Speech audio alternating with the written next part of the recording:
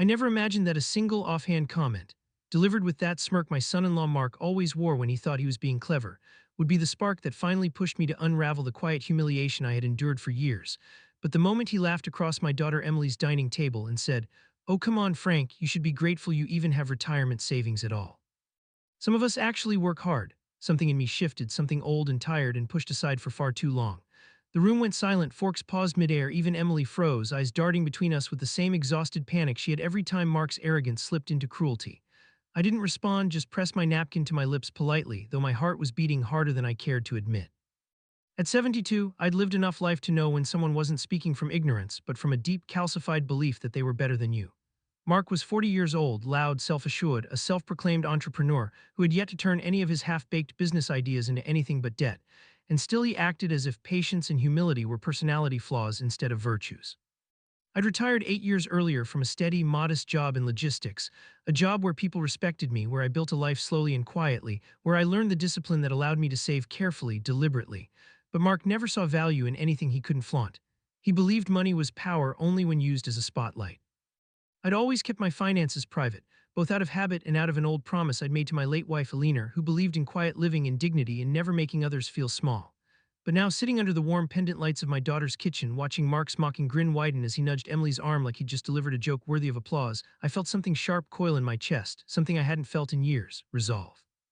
"Mark," Emily said finally, her voice tight, "that wasn't necessary." He shrugged, already reaching for another slice of roast. "Just being honest, some people prepare better than others, no shame in it, right, Frank?" But I didn't take the bait. I had learned long ago that the most effective reactions weren't loud, they were measured, quiet, strategic. I simply folded my napkin, placed it beside my plate, and gave him a calm smile that must have unsettled him because confusion flickered across his face. "Everything all right there, Frank?" he asked, forced casualness dripping from his tone. "Never better," I replied softly. After dinner, when I gathered my coat, Emily followed me to the door, her fingers gripping my arm gently. "Dad, I'm so sorry about what he said. He's just stressed. The house, the bills." She lowered her voice, "The business problems again." I touched her hand. "Sweetheart, I'm fine, truly, but tell me, what bills are you worried about?" Her face paled slightly. "Nothing you need to worry about," which of course meant everything. Mark had been restructuring his newest company for months, which in Mark's language meant burning through money with nothing to show for it. I kissed Emily's forehead and told her to call me if she needed anything. She smiled weakly. I walked out into the cold evening, my breath forming small clouds as I made my way to my old sedan parked at the curb. I sat for a moment before turning the engine on, staring at the warm light spilling from Emily's window, thinking of my wife and how she used to say, "Frank, patience is love, but wisdom is knowing when patience becomes permission." And suddenly I knew Alina would have looked at me tonight and told me it was time. Not for revenge, for clarity, for truth. The next morning, I dressed in my usual gray sweater and slacks, grabbed my worn leather briefcase, and drove downtown to the one place no one in my family had ever visited with me: Crescent Bank and Trust, a modest building with ivy climbing its brick exterior and frosted windows that caught the morning light like glass lanterns. I'd been walking through those doors for almost 30 years, always early, always unnoticed, always preferring quiet efficiency to flamboyant financial displays.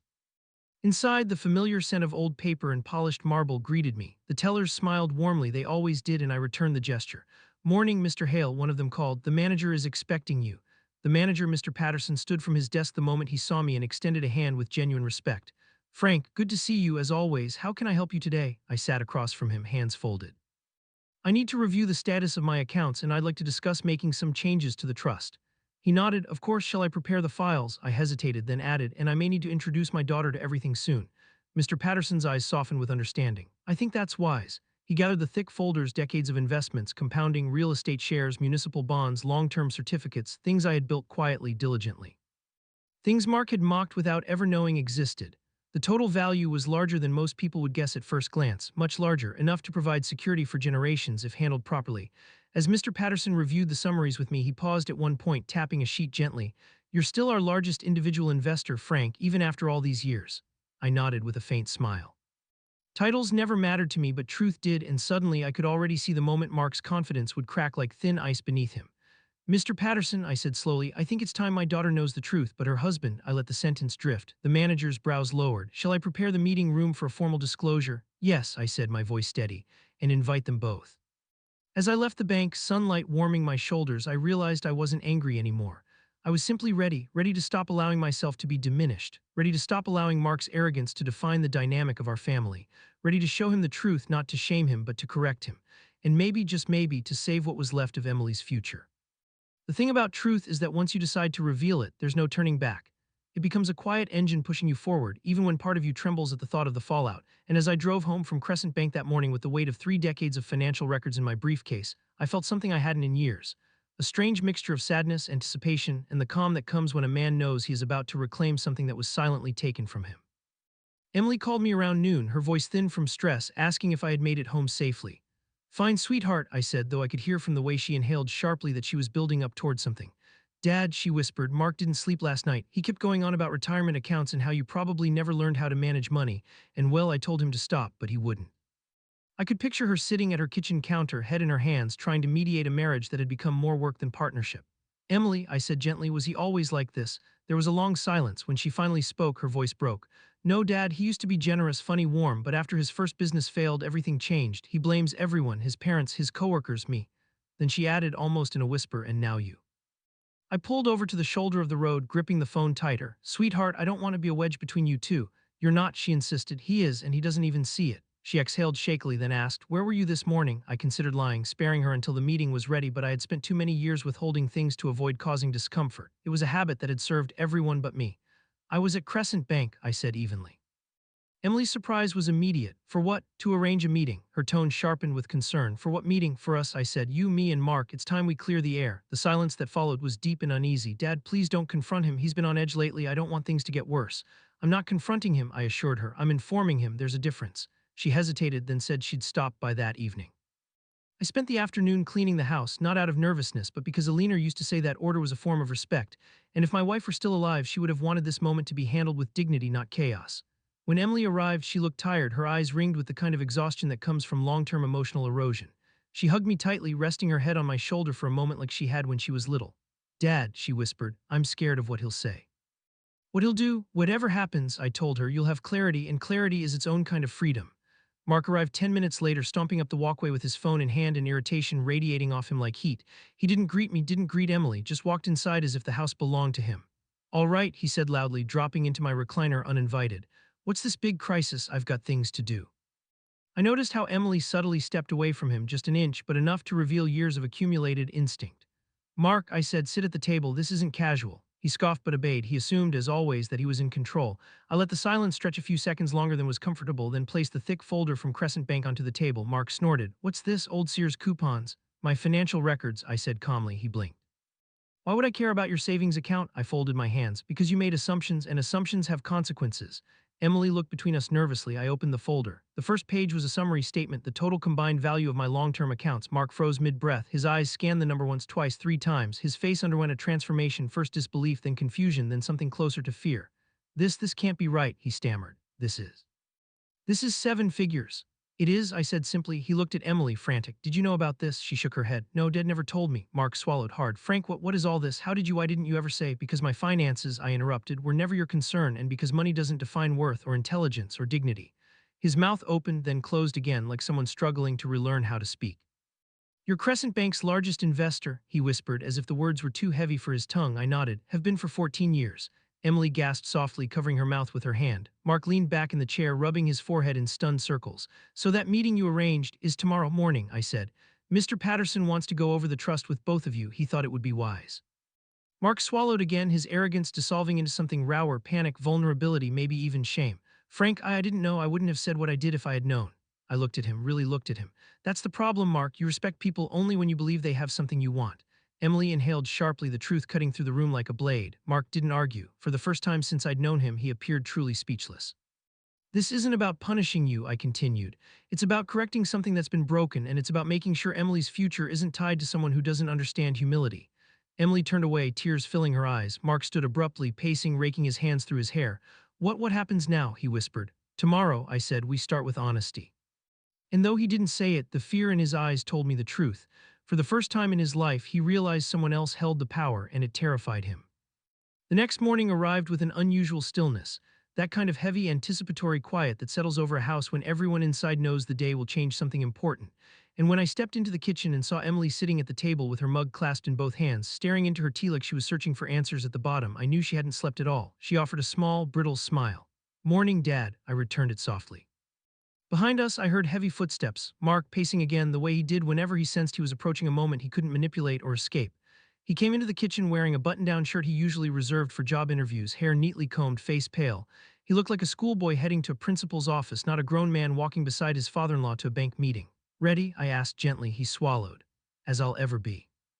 Emily stood, clutching her purse tightly, and the three of us walked to the car. Mark insisted on driving, perhaps a subconscious attempt to hold on to some semblance of control, but his hands shook on the steering wheel the entire ride. The silence inside the car was thick, punctuated only by Emily's occasional quiet breath and the clicking of the turn signals. Crescent Bank loomed ahead, not large or ostentatious, but dignified in the way old institutions can be, the brick exterior softened by ivy and the tall windows reflecting the pale morning sky. As we approached the glass doors, Mark tensed visibly as though walking into a courtroom rather than a bank. The tellers greeted me warmly, more warmly than they greeted most customers, and Mark's eyes tracked every gesture, every nod of respect, every "Good morning, Mr. Hale." I could see questions forming behind his eyes, all variations of how, when, why didn't I know? Mr. Patterson, the bank manager, stood waiting for us near his office, adjusting his glasses and offering a polite smile. "Frank," he said, extending his hand, "good to see you, and this must be your daughter and her husband." His tone held a formal courtesy reserved for situations where hierarchy is clear but compassion is necessary. Emily shook his hand nervously and murmured a greeting. When Mark offered his own handshake, the grip was too tight, overcompensation dripping from his fingers, and Patterson met his force with only mild firmness, an elegant demonstration of who held the upper hand. "Let's step into the meeting room," Patterson said, gesturing toward a glass-walled conference room. Inside, the table was already prepared, three folders placed neatly, water glasses set on coasters, and a digital file open on the large wall screen. Without being told, Patterson placed my folder closest to the head of the table. Mark's eyes flicked toward it, registering the symbolism. We took our seats. Patterson began calmly. "Frank has asked us to review the structure of his accounts and the trust documents and to clarify certain misunderstandings that may have occurred in the family." Mark's jaw tightened, but he said nothing. Patterson clicked a button and the screen displayed the summary of my investment holdings. Emily gasped softly again. Mark stared as if he were watching a magician reveal the final act of a trick he never saw coming. Patterson continued, "Your father-in-law has been one of our most disciplined long-term investors. His strategy is extremely conservative but remarkably consistent. His diversified portfolio has produced steady returns for decades. He is, as we mentioned previously, our largest individual investor in this region." Emily turned toward me slowly, tears filling her eyes, not because of the money, but because she realized how much I had carried alone, how much I had quietly protected without ever asking for gratitude or recognition. Patterson went on, "Mr. Hale has also funded several community projects anonymously. The youth center renovation, the library expansion—" "Wait," Mark interrupted sharply, voice cracking. "That was you, the library. Everyone said it was some local philanthropist." I nodded. "I didn't think it mattered who paid for it." "It matters," Emily whispered, her voice trembling. "Dad, why didn't you tell me?" "Because it wasn't about me," I said gently. Patterson shifted the discussion. "Now, regarding the trust, Frank has decided to restructure it." Mark stiffened like a man bracing for impact. "The previous structure," Patterson explained, "left certain assets to both Emily and her husband jointly." However, Mark leaned forward anxiously. Patterson's tone sharpened, not harsh but precise. "However, because of recent concerns regarding financial responsibility, emotional conduct within the household, and long-term stability, Mr. Hale has chosen to remove his son-in-law as a beneficiary." Mark flinched as though struck. Emily gasped again, covering her mouth. Patterson continued smoothly, "Instead, the trust will be divided fully between Emily and charitable endowments designated by Mr. Hale. This includes the community projects he has long supported." Mark's voice burst out before he could restrain it. "You're cutting me out." "I am," I said calmly, "but not out of spite, out of necessity." "Frank," he sputtered, "you can't do this. You can't just erase me because of one stupid comment." "This isn't about one comment," I replied steadily. "This is about years of entitlement, disrespect, and financial irresponsibility. This is about how you treat Emily, and how you treat me." "I treat you fine," he snapped. Patterson cleared his throat. "Mr. Simmons," he said sharply, "I would advise caution in this room." The cold professionalism in his voice silenced Mark instantly. I leaned forward. "This trust is meant to protect Emily's future, not yours. If you want to earn a place in this family, you will have to do so through character, not expectation." Mark's eyes began to shine, not with remorse but with fear. "But how will this look?" "The family will think, everyone will think." "They will think nothing," I said calmly, "because they will know nothing unless you tell them." He sank into his chair, deflated. Patterson moved on briskly. "There is one more matter." Emily looked up, her expression fragile. Patterson tapped the screen again. A new document appeared, power of attorney transfer proposal. "Frank," Emily whispered, you're giving me power of attorney." "Yes," I said softly, "it's time. Your mother would have wanted it." Her tears finally spilled over. Mark looked between us, lost, small, stripped of his arrogance. And though I felt no desire to humiliate him, I also felt no obligation to soften the truth. Patterson ended the meeting, closing the folders. "Mr. Simmons, if you wish to remain in the financial picture in any meaningful way, you will need to demonstrate stability, consistency, respect." Mark nodded numbly. As we stood to leave, Emily touched my hand. "Dad," she whispered, "thank you for everything." And though Mark walked behind us silently, shoulders slumped like a man carrying the weight of his own choices, I knew the real reckoning was only beginning. The days following the bank meeting unfolded with a kind of quiet tension that clung to the air like humidity before a storm. And although no harsh words were exchanged, the silence inside Emily and Mark's home grew heavier with each passing hour, a silence shaped not by anger but by the dawning realization for Mark especially, that the foundation of his life had been built on assumptions he no longer had the privilege to make. Emily visited me often, helping me reorganize paperwork, sharing small updates about her work, smiling more than she had in months, though the shadows under her eyes told me she was wrestling with more than she let on. Mark, on the other hand, didn't come by at all, not once, not even to save face, but I sensed that was because he didn't yet know who he was without the illusion of superiority he'd wrapped around himself like armor. Then on the fourth day I received a call from Emily. Her voice shook. "Dad, something happened. You should come over." I arrived within 15 minutes. Emily opened the door with reddened eyes, stepping aside so I could see the disaster unfolding behind her. Mark pacing in the living room, his face flushed, his phone in one hand, a stack of papers scattered across the coffee table. When he saw me, he blurted out, "Frank, something's wrong with the bank. They denied my application for a consolidation loan. They said I'm too high risk, me high risk." I blinked. "Mark, you are high risk. You've defaulted before." "But I never this never." His voice broke into an incredulous choke. "Frank, this is humiliating." Emily rubbed her temples. "Mark, please stop yelling." But he didn't. He rounded on her suddenly. "You told your father," he hissed. "You told him about the loan." Emily recoiled. "No, Mark, you told me, and Dad isn't the reason they denied you. You are." That only enraged him more. He turned toward me, voice trembling between fury and desperation. "Frank, can't you speak to someone? You're the largest investor. They'll listen to you. Just tell them I'm reliable. Tell them I'm family." His plea hung in the air like a fraying rope, and for a brief moment I saw past the arrogance into the fear beneath, fear of failure, fear of being exposed, fear of living a life he could no longer bluff his way through. I said gently but firmly, "I will not interfere with your loan application. That would be unethical and unwise." "Unwise," he shouted. "Unwise for who? You don't need the money, I do." Emily stepped between us, her hands shaking. "Mark, stop, please." But he pushed past her, pacing again. "I had a plan," he muttered. "I was going to open that marketing company. I had ideas, connections, everything was lined up." He laughed bitterly. "But no one trusts me to manage money now. No one, and your father," he pointed at me with trembling fingers. "He destroyed my credibility." "Mark," I said softly, "I didn't destroy anything. I simply revealed the truth." He froze, chest heaving. "Do you enjoy this?" he whispered. "Do you enjoy making me look small?" Emily gasped. "Mark, Dad has never humiliated you. You did that yourself." His eyes flicked toward her with hurt, betrayal, and a flicker of rage. "So you're taking his side now?" "I'm taking the side of reality," she said, "something you've avoided for years." Mark stumbled back as if struck. The silence that followed was jagged, painful. Then he suddenly grabbed his coat. "Fine," he spat. "If everyone thinks I'm the problem, I'll prove I'm not. I'll get the money myself." "How?" Emily asked. "Who will lend it to you?" He didn't answer. He stormed out, slamming the door so hard the frame rattled. Emily collapsed onto the couch, burying her face in her hands. "Dad," she whispered, voice cracking, "I don't know how much more I can take." I sat beside her, placing a gentle hand on her shoulder. "Sweetheart," I said, "you don't have to fix him. That's his work, not yours." She nodded, tears slipping down her cheeks. Hours passed, no word from Mark. Finally, sometime past 10, Emily called him again. No answer. Midnight, no answer. Just after 1 in the morning, the doorbell rang. Emily and I exchanged startled looks before she hurried to open the door. Mark stood there, pale, shaking, his hair disheveled like he'd been pulling at it for hours. He stepped inside and closed the door quietly, too quietly. "Emily," he whispered, voice hoarse, "I did something stupid." My stomach clenched. He crumpled onto the couch. "I went to my brother, asked him for a loan. He laughed at me, said he wasn't going to throw money into another one of Mark's holes.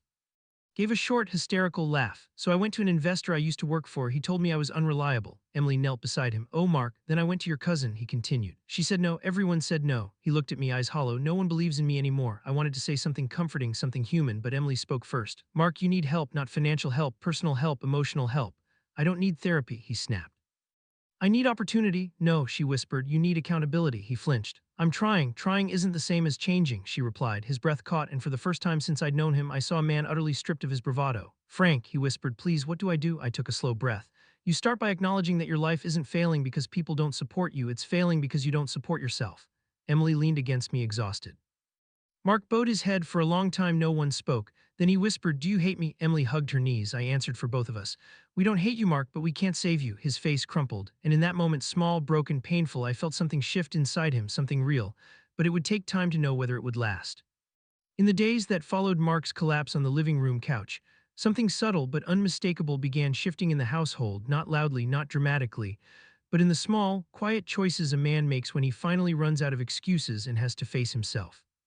He started waking up earlier, sometimes before Emily, making coffee, cleaning the kitchen, even folding laundry without being asked. Small gestures, but ones that carried an unfamiliar sincerity, like he was testing the idea of being accountable rather than simply appearing so. Emily watched him cautiously, unsure whether to trust the change, flinching at moments when his old defensiveness threatened to peek through.